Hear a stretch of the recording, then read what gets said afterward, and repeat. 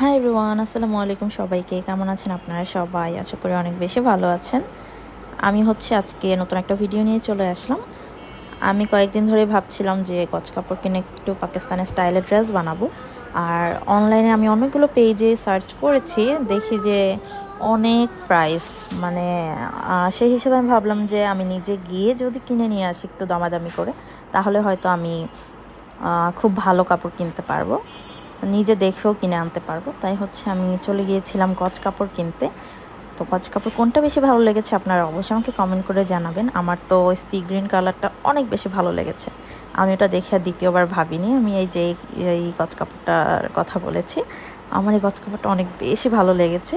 আর গজ কাপড়গুলোর প্রাইস আমি কত করে পার গজ নিয়েছি আপনারা কিন্তু চাইলে কমেন্ট করে বলতে পারেন আপনাদের আইডিয়া মতো।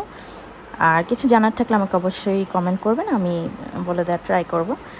আর এটা দিয়ে আমি একটা সিঙ্গেল পাকিস্তানি স্টাইলে কুর্তি বানাবো, একদম লুজ প্যাটার্নে। আর ওটা দিয়ে আমি কেপ কাফতান বা আবায়া টাইপ একটা বানাবো। আমি টেলার্সে বানাতে দিয়ে দিয়েছি।